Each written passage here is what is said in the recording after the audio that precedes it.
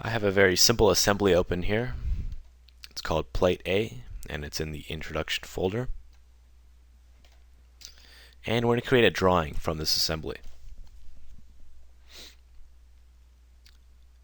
And so I can create a new document and create a drawing, or I can choose to make a drawing from the assembly.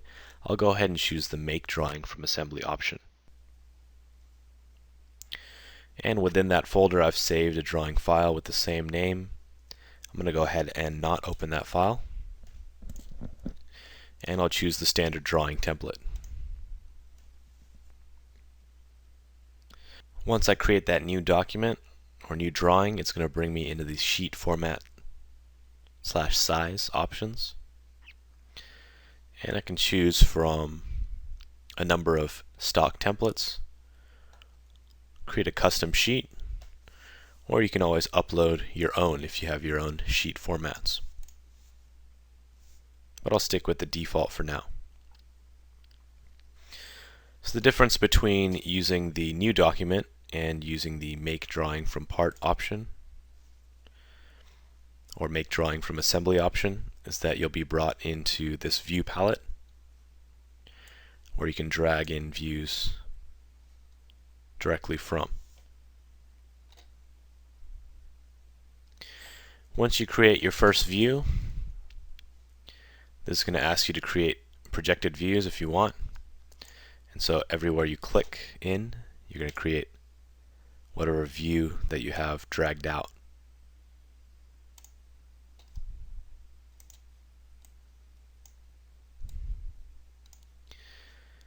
And these views will all be linked except for your isometrics,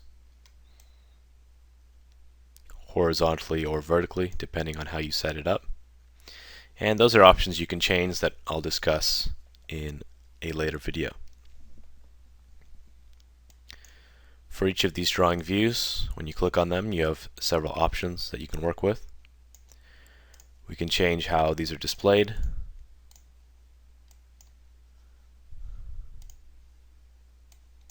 Change the scaling.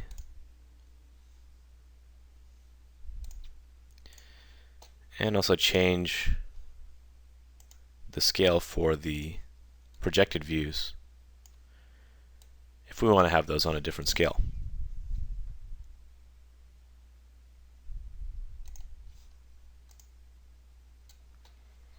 I also had an exploded view built into that part, or rather assembly, and so I can drag this in. And if you do have an exploded view, or if you want to create an exploded view from a already made drawing view, you can come into the properties and choose this Show an Exploded State option.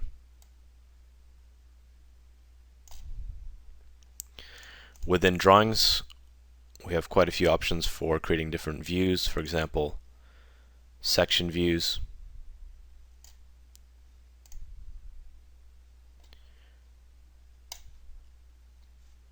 as well as detail views, all of which are very simple to create.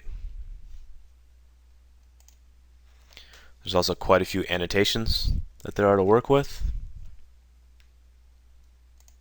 And we can also use any of our sketch entities.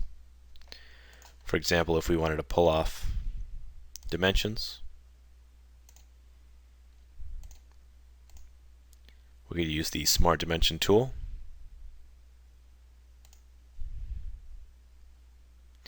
And you'll notice these come in as gray, as these are considered driven dimensions and can't be changed from inside the drawing. There are dimensions that you can bring in that'll allow you to change the dimensions of the part, and those you'd create in several different manners. You can import in those annotations when you drop in your views, or you can use something called model items, which I'll cover in the drawing section. You can find more details on creating drawings in the drawing section of SolidWorks. This will cover all of the tools you see in all of these toolbars, as well as different methods of managing your drawings and different items that you'll be able to add into your drawings, such as bill of materials and different tables that pertain to your assemblies as well as parts.